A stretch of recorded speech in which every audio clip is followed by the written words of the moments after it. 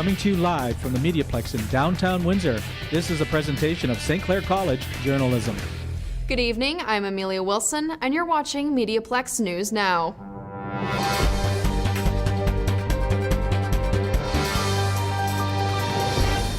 The 27th Governor General of Canada, Michaëlle Jean, is the recipient of the 2021 Christian Cultures Series Gold Medal. The award presentation will be held tonight at Assumption University at 7 p.m. Travel regulations are changing again in Canada. Kayla Tarnowski has the story. Travel rules have changed again this week. Now, fully vaccinated travelers will no longer need to show a negative pre-entry test when they arrive in Canada. However, they could still be chosen for a random PCR test at the airport, but will not be required to isolate while waiting for their results. Unvaccinated travelers will be required to isolate and be tested on arrival, and again 8 days later.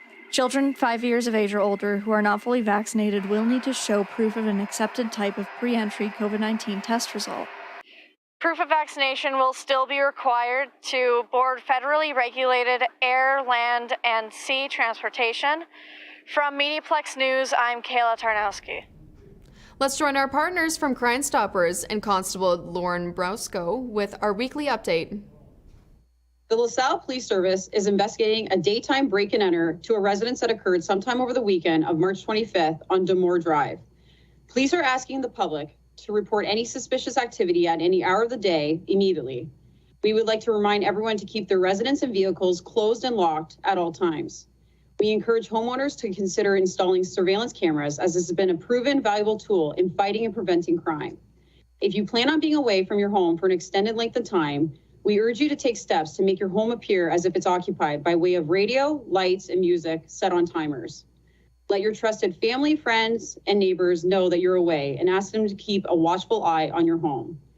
Anyone with information on this LaSalle break-and-enter is asked to contact LaSalle Police directly. If you wish to remain anonymous, contact Crime Stoppers at 519-258-TIPS or online at catchcrooks.com. I'm Police Coordinator Lauren Briscoe. Let's head outside where Zach Ballog is standing by with an early look at our weather. Zach, what's it like out there? It is a really nice evening out here, Amelia. Currently, it is 10 degrees Celsius. Now, are we going to be able to stay this mild, or are we going to have some changes? I'll tell you that, all of that coming up in your 3-day forecast ahead. Back to you in the studio. Are you wanting to move out? Well, you might want to think again as rent prices continue to rise in Canada. Caleb Coulter tells us more. If you rent an apartment or home, this will come at no surprise to you. Windsor's rent continues to increase this year, according to a government report. The Canada Housing and Mortgage Corporation measured the rent increase between 2020 and 2021. Windsor's average rent increase was higher than the provincial average of 5%, which really isn't anything new. Windsor has seen their increase surpass the average for the past 3 years. At an increase of 5.9%, it seems the COVID-19 pandemic did not slow the bustling housing market in Rose City. In fact, prior to the census report, the Windsor census recorded just under 2,500 new permanent residents. This is much higher than in previous years, with Windsor ranked number 15 in Canada's fastest growing regions. So buckle your seatbelt. It looks like Windsor will be growing, and fast. From MediaPlex News, I'm Caleb Coulter. Are you thinking of becoming an entrepreneur? With all the entrepreneurship events in Windsor, now has never been a better time to start a business. Gracie Lowe's has the story. Windsor is becoming the go-to place for entrepreneurship. Part of the reason for the increase in entrepreneurship is that more people are asking questions and attending informative events such as the Entrepreneurship Speak Her series. The online series kicked off back in January with the goal of hosting and putting out new sessions to help both students and possible entrepreneurs each month. Lauren Bodie is the Campus and Community Engagement Coordinator at Epicenter. She says she hopes that viewers will learn valuable lessons from the speakers. So essentially it's for a viewer and a student especially to get that full story from start to finish and realize that if you have an idea and you want to pursue it, it's not ever that you need to have everything all together. It's not going to come without challenges, right? So it's really to have that open transparency really between the female founder and the listener in learning that. For more information on upcoming events from Epicenter, you can look at their website at www.epicenteruwindsor.ca. For MediaPlex News, I'm Gracie Lowe's. The downtown farmers market is back for the season. Ken Pastashin tells us more. It's an early Saturday morning for the first downtown Windsor farmers market of the year on Poilievre Street. Due to popular demand, the farmers market will be opening a month earlier for the start of season 7. There is always fresh produce available from local farmers, even in early April. We're here every week, Saturday mornings 8 to 12, about 8 to 1, right through to December the 10th. You will see butchers at the farmers market. There are a few bakers as well. This farmers market even has a craft beer maker. It's easy to get carried away with some impulse buying. And there is the aroma of fresh, hot morning coffee and breakfast pastry. Don't forget to sample various ethnic foods from different cultures. We have over 16 vendors just this year alone, a mix of first-time vendors and experienced vendors that are working together to grow their businesses and as well as help grow and support one another. So we're excited to be here for another market. At the farmers market, you will see arts and crafts vendors and dogs. You will also see vendors of locally made prepackaged foods and dogs and more dogs. Pardon? 110. I even saw a vendor that sells pet accessories. Say hello and get acquainted with total strangers. You just might make some new friends. And you never know who you might run into at the farmers market. It's great to see community coming out, supporting businesses and being together. So, we've been all cooped up all winter and this is just a great time for everybody to be out and about. This is awesome. Even though the farmers market draws a large crowd, it's good to see a lot of people still face masking and social distancing. It's a lot of fun, people watching and eating street food at the downtown Windsor Farmers Market on a Saturday morning. Hope to see you there soon. For the MediaPlex News Now, I'm Ken Pastushin. One Windsor band has big plans as they celebrate their 20th anniversary. Colin Bannon tells us more. A Windsor band is celebrating their 20th year, and a documentary about their career is being released. Ashes of Soma is a Windsor-based rock band formed in 2002. The crew members met each other in high school from playing in other bands and went on to form the group. They released their debut album, Exit 674, in June of 2005. Since then, they have gained much attention. Ashes of Soma toured regionally to gain a following and has opened up for many famous acts such as Candlebox and David Lee Roth. Their singles, Emancipate and Somebody Else, was on the regular rotation of 89X. Ashes of Soma has never signed a record deal, but the band went on to release 4 more albums and was the first local unsigned band to be added to the 89X regular rotation. Ashes of Soma's drummer, Paul Dolman, is going to be featured in the documentary. After 20 years of being a group, his story is being put together and going to be aired to many audiences. I think it's cool. It's going to be cool to see on the career that we've had. Like it's just going to be awesome to see what people say about us, and what they see, because you know what I mean. It's through everybody's eyes. It's going to be a different experience. Todd Sheeran, the group's former manager, is helping film the documentary. Sheeran is hopeful this will be helpful to the group's celebration this year and their career. Whether you're a local band or a national band or any band, to be putting out music for 20 years is not something to shake a stick at. That's a big deal. People don't even stay in relationships for 20 years, and to have 4 guys or more guys maintain their friendships and get through the good times and the bad times together. Ashes of Soma's documentary is scheduled to be released in June this year. As for their 20th anniversary, the group will be releasing a song every month until the end of the year. For MediaPlex News, I'm Colin Bannon. Pierre Poilievre recently hosted a meet and greet in Windsor, Essex, and Ravi Wijimane and Kayla Tarnowski got the chance to attend and report on this event. Pierre promises freedom. Conservative Prime Ministerial hopeful Pierre Poilievre is hoping to stall Canada's rising inflation. Poilievre announced his candidacy for the leadership of the Conservative Party early February. Speaking at a meet and greet at Windsor, Essex, Poilievre said he will bridge Canada's budget deficit, stall money printing, and produce more Canadian goods. Why did you choose to come to Windsor? Well, I think the working class people in this country have been demolished over the last 2 years by 30-year highs in inflation, housing prices that have doubled since Trudeau took office, and the wages of the working class are worth a fraction of what they were only a few years ago. Attendees at the event said Poilievre's comments about freedom and minimizing government also resonated with them. After all these mandates and everything they've done in Ottawa to our citizens, it's wrong. The race for the top spot began when the Conservative Party ousted Erin O'Toole from leadership on February 2nd. Poilievre is one of the 10 Conservatives who are running for the top spot in the election scheduled for September 10th this year. Until then, Portage-Lisgar MP Candice Bergen will be acting as interim leader. For MediaPlex News, this is Ravishan Vijayamana and Kayla Tarnowski.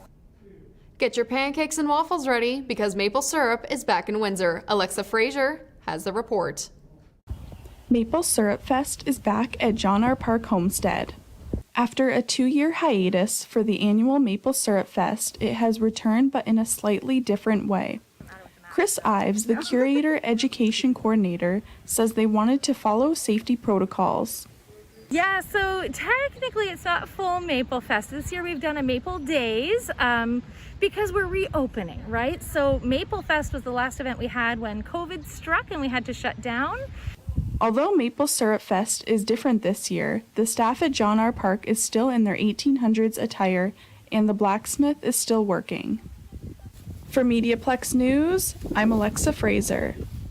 If you're looking for a history lesson on art in Windsor, then look no further. Jasper Chaw has the story. With Heritage Week over, some people have taken some opportunities to discover the past of their own and the city of Windsor's past as well.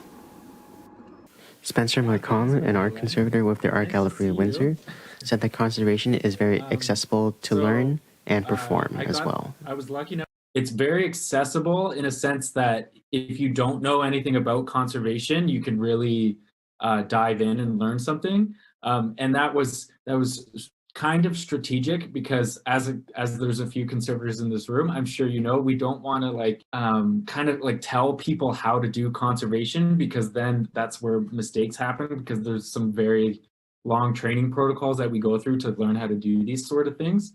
So it's very accessible and it's very informative. At the gallery. Montcalm will be doing a pop-up conservation lab in the Art Gallery Windsor until the end of April on Saturdays. To learn more about the Heritage Week of Windsor Essex or the history of Windsor, you can come visit the Art Gallery Windsor right here in Windsor, Ontario. For MediaPlex News, I'm Jasper Chaw. How's your garden shaping up? Ken Pasterson gives us a close-up early spring sneak peek. Here is the Ford City Community Garden, the University of Windsor Community Garden, and the Erie Street Butterfly Garden. These and other Windsor Essex community gardens do receive donations from Greener Farms in Kingsville in the form of customers' unclaimed compost. They do not believe in wasting food. And for a fee, Greener Farms will pick up your food scraps, break them down, and compost it for you to use in your garden. Dane and Ali of Greener Farms gave a gardening for and with your soil workshop at the Cheese Bar Cheese Shop in Lakeshore.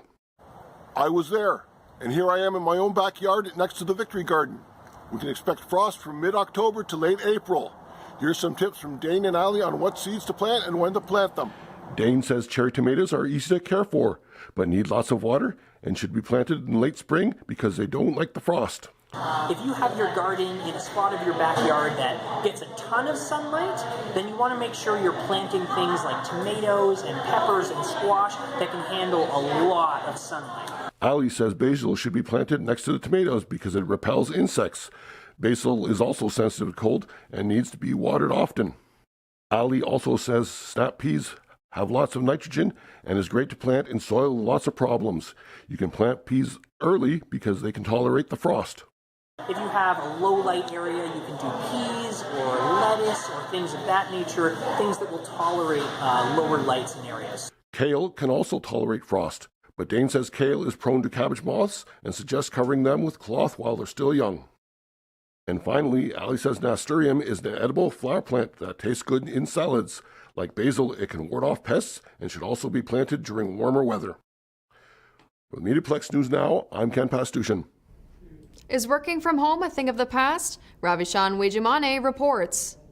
It's the end of an era. By April 27th, all COVID measures will come to an end. In fact, starting this week, Ontarians don't even have to wear a mask in public spaces except public transit. With Ontario returning to normalcy after nearly 2 years, workers are anticipating a return to in-person work. Chatura Kankanamge is a database systems developer for Amazon. Since COVID-19 protocols began, he has been working remotely from his bedroom in Toronto. He says a return to in-person work will give him much-needed separation between his work and social life. Previously, the sort of commute allowed me to bookend my days. I found that sort of disappeared when I started working from home. I would roll out of bed, get started with work on my laptop, do the regular working day, but I would not be as productive during the daytime, which meant that the work would spill over into the nighttime. According to Statistics Canada, about 90% of remote workers say they were as productive as they were in person. However, the same study found that more than 35% of those people also worked longer hours to achieve the same work. For MediaPlex News, I'm Ravishan Vijayman. TikTok, time is relative. For one Windsorite, 15 seconds is all it took to become a star. Caleb Coulter has the story. A Windsor student has gone viral on TikTok, amassing millions of views. For views on the video, it has 16.2 million views with 1.9 million likes, which is crazy to me. Leah Larkin is a 19-year-old St. Clair College student. Only in December, she began noticing that thousands of people had begun to see her videos. Today, her most viral video has millions of views, and that's not the only video she made that's getting noticed. So my first reaction was like, what is going on? The views kept going up, the likes kept going up, my followers kept going up. Larkin's younger brother featured in some of her videos, including the viral one. She said her brother has been getting more attention at school, but he does enjoy it. Larkin features dances, vlogs, and workout clips on her TikTok channel. From MediaPlex News, I'm Caleb Coulter. Are you glued to your device? Well, give yourself a break. Colin Bannon explains this in a Health Minute. In an age of technology, our phone can be everything that we enjoy, but sometimes putting your phone down and picking up a book can be great for you. Instead of staring at a screen all day, a book can show you how creativity and a great story can enhance in your daily lives. Many authors have ideas and stories you cannot find on your phone or search for on the internet. Whether it's about cooking your new favorite meal or learning how to build a home garden, they all can be found in a book. Buying a book also helps authors make an income. When you read a book, you also give your eyes a rest from staring at a screen all day. It's a good way to relax and discover what may be your new favorite hobby. I'm Colin Bannon, and this is your Health Minute. Let's head back outside to Zach, where he's standing by with the 3-day forecast. What's in store for us, Zach? One word, Amelia: wet. That's right. Not only are we going to have to deal with have these mild temperatures, but we're also going to have to deal with some pretty wet and rainy conditions. And let's talk about that in your 3-day forecast. Wednesday, a high of 12 with a chance of showers. Thursday, 13 with a chance of showers. Friday, you guessed it, a chance of showers with a high of 10. And this weekend will be cooler before we rebound next week. That's it from me from the corner of University and Victoria. I'm Zachary Ballog for MediaPlex News Now. Back to you. Mark Jones is a man who's making a difference for those who would enjoy accessible playgrounds. Sarita Varanasi reports. Reed, where do you want to go first? Like that. On that one, okay.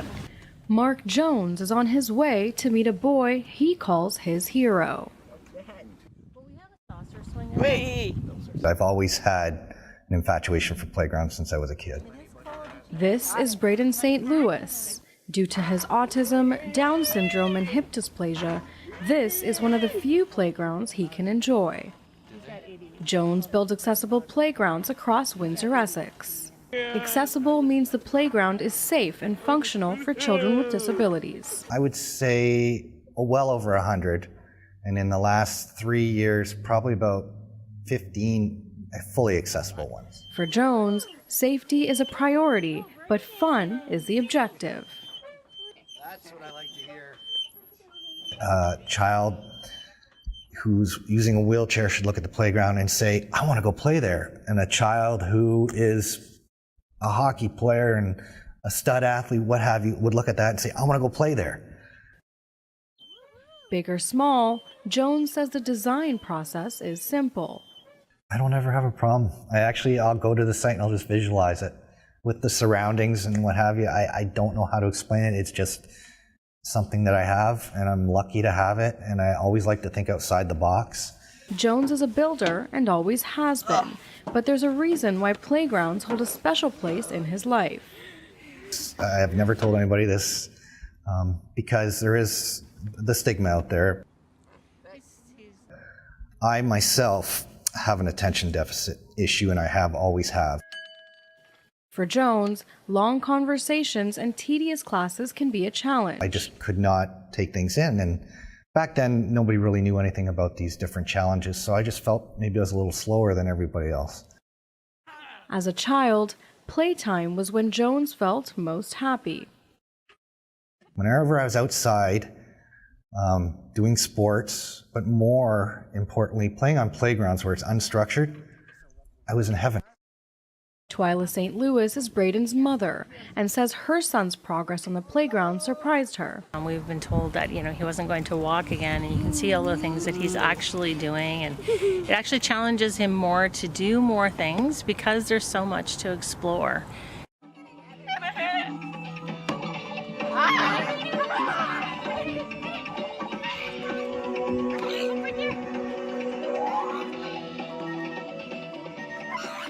He really, really is doing a lot more than we ever expected him to. Before 2014, Braden had trouble walking, but could still play on regular playgrounds. We were taking Braden to playgrounds before he was in a wheelchair. And when we would take him, he would do certain things, but then things got harder for him to do. So they built a backyard playground. We built the playground within days of when we got the diagnosis that his hips were dislocated.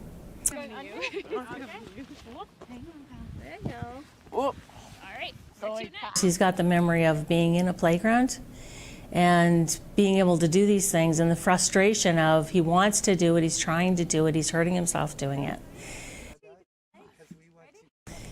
To watch him not be able to go up the rock climbing wall was personally a very heartbreaking moment, and to have him go, help, and we'd physically have to help him and lift his legs so that he could actually go up the wall. Yay! After struggling to play for years, Braden discovered Play McGivney. You want to go that one? To the boat? To the boat? This time, his shouts were not of pain, but of excitement. Oh! Oh!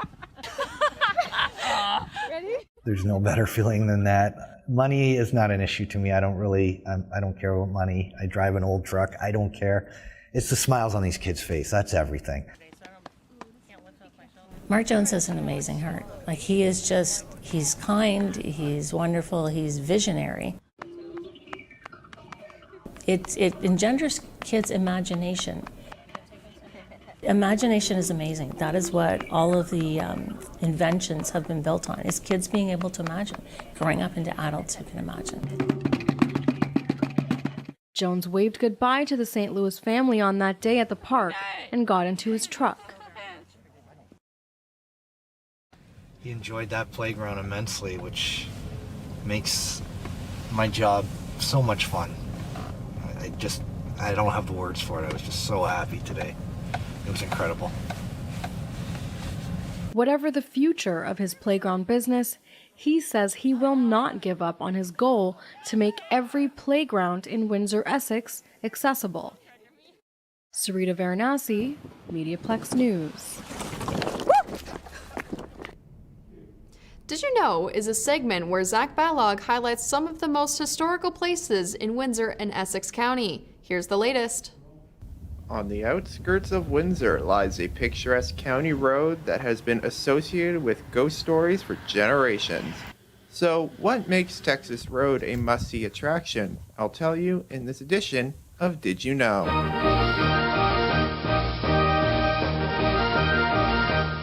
Texas Road has been a source for urban legends for years, and it is a really popular road with local ghost hunters.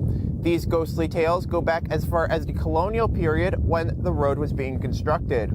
It is believed that the area is haunted by employees of a train company that used to work on the train tracks. There have also been reports of people seeing anything from the Headless Horseman to ghosts, and there have been many people who have just mysteriously disappeared. We can go down to the end of Texas Road tonight then. What the hell are you talking about? All those ghost stories, man. In 2010, a movie was made about the famous road. The film was directed by Windsor native Dylan Pierce and centered around 5 friends who take a joyride and then find themselves haunted by an unspeakable evil. So I was talking about those stupid stories? The ones with the ghosts and goblins. Ooh. The more you know. For MediaPlex News, I'm Zachary Ballog. Public relations is a part of the family of programs offered here at the MediaPlex. Here's a look at what they do.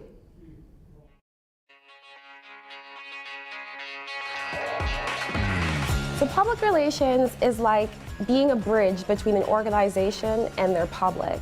As this public relations expert, you are a liaison, so you have to connect the brand or the business or the company with their public in such a way that the public responds to them in a positive manner. So the advantages of taking public relations at St. Clair College is that we have access to the MediaPlex. Now the MediaPlex offers us a converged education. It's one of 3 in the world and the only one in Canada. What that means is that we're taught in film, broadcast, radio. There's graphic design, we do event planning, we write all sorts of press releases. We work in tandem with the journalism club. So at the end of everything, you can communicate any professional message across any medium. So what do you think about public relations? Well, you just learned about our public relations program. What about our journalism and media convergence programs? Let's take a look behind the scenes at what we all do here at the MediaPlex.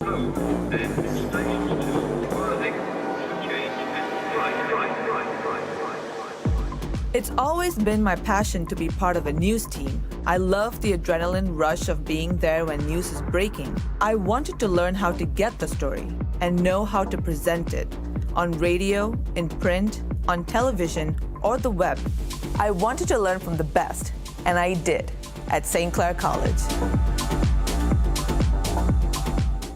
Thanks for tuning in. I'm Amelia Wilson, and you've been watching MediaPlex News Now.